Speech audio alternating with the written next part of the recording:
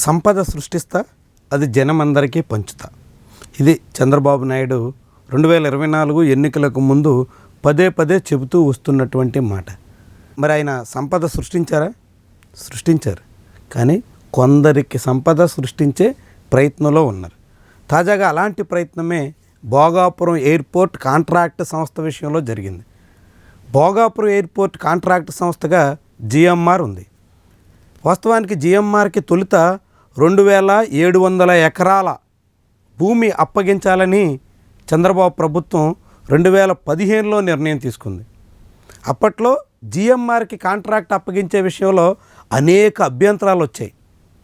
GMR సంస్థకి contract కట్టబెట్టడం వల్ల అక్కడ ఎయిర్పోర్ట్లో యూజర్ ఛార్జీల రూపంలో వసూలు చేసే దాని నుంచి రాష్ట్ర ప్రభుత్వానికి వచ్చే వాటా చాలా నామమాత్రం అనేటువంటి విమర్శలు వచ్చాయి.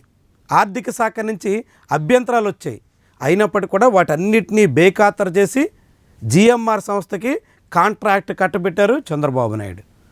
వాస్తవానికి జిఎంఆర్ సంస్థ కన్నా ముందు airport authority of India, government of ఇండియాకి సంబంధించినటువంటి సంస్థకి అక్కడ టెండర్ దక్కింది. కానీ దాన్ని జిఎంఆర్కి ఇవ్వాలి అని పట్టుదలతో సాగినటువంటి చంద్రబాబు ఆ తర్వాత ఎయిర్పోర్ట్ అథారిటీ ఆఫ్ ఇండియాకి కాంట్రాక్ట్ ఇస్తే అక్కడ ఎంఆర్ఓ లాంటి అనేక ఏర్పాట్లు రావు కాబట్టి, మొత్తం ఫ్లైట్స్ మెయింటెనెన్స్కి అవసరమైనటువంటి వ్యవస్థ అక్కడ ఏర్పాటు చేయలేరు కాబట్టి ప్రైవేటు సంస్థలకు ఇస్తాం అంటూ సెకండ్ పేజ్లో ఏఏఐ ఆ టెండర్లో పాల్గొనకుండా అడ్డుకట్ట వేసి జిఎంఆర్కి కట్టబెట్టారు చంద్రబాబు. దాని మీద అప్పట్లోనే వైఎస్ఆర్సీపీ చాలా అభ్యంతరాలు వ్యక్తం చేసింది. కానీ అధికారంలోకి వచ్చిన తర్వాత టెండర్లు రద్దు చేయకుండానే 2700 ఎకరాల భూమి నుంచి 2200 ఎకరాలకు మాత్రమే పరిమితం చేసింది. కేవలం 500 ఎకరాలు తగ్గించి జిఎంఆర్ని పరిమితం చేస్తూ జగన్మోహన్ రెడ్డి హయాంలో ప్రభుత్వం నిర్ణయం తీసుకుంది.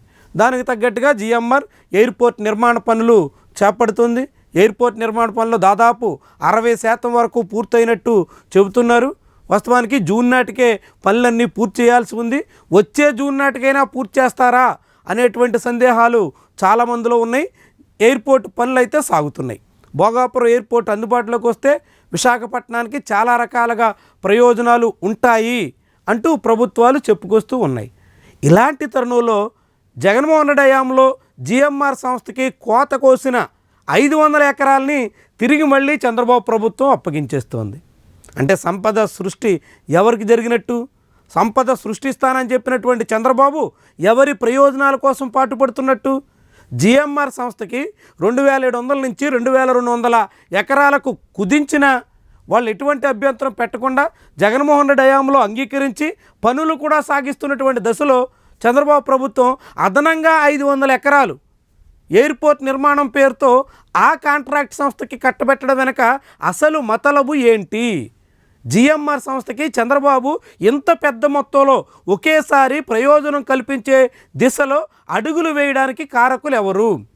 ఈ మొత్తం వ్యవహారంలో సంపద సృష్టి ఎవరికి జరిగింది?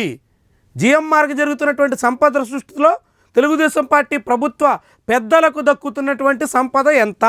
ఇలాంటి ప్రశ్నలు ఇప్పుడు ఉదయిస్తున్నాయి. సంపద సృష్టి చేసి పేదలకి పంచుతానని చెప్పినటువంటి చంద్రబాబు పేదల విషయాన్ని విస్మరించేసి ఇప్పుడు బడాబాబులకి భారీగా సంపద పెంచే పనిలో ఉన్నారు అంటూ భోగాపురం ఎయిర్పోర్ట్లో జిఎంఆర్కి ఏకకాలంలో 500 ఎకరాల మేర లబ్ధి చేస్తున్నటువంటి విషయం తేట తెల్లం చేస్తుంది. ఇప్పుడు భోగాపురం ఎయిర్పోర్ట్ దగ్గర 500 ఎకరాలంటే ఎన్ని వేల కోట్లు ఉంటుందో ఆలోచించండి. చాలా విలువైనటువంటి ఖరీదైనటువంటి స్థలాన్ని అప్పనంగా జిఎంఆర్ సంస్థగా అప్పగించేదానికి చంద్రబాబు ప్రభుత్వం సిద్ధపడుతున్నటువంటి వైను అందరినీ విస్మయానికి గురి చేస్తుంది. ఇప్పటికే అదే విశాఖ కేంద్రంగా టీసీఎస్కి 99 పైసలకి, ఉరసా లాంటి అనామక సంస్థలకి అడ్డగోలుగా భూములు కట్టబెట్టే ప్రయత్నం చేసి అబాసుపాలైనప్పటికీ కూడా చంద్రబాబు ఎటువంటి పాఠం నేర్చుకోలేదని, గంది మల్లికార్జునరావు సంస్థకి కారు చౌకగా విలువైనటువంటి భూములు కట్టబెట్టేసేదానికి ఆంధ్రప్రదేశ్ క్యాబినెట్లో నిర్ణయం కూడా చేసేశారని అర్థమవుతోంది.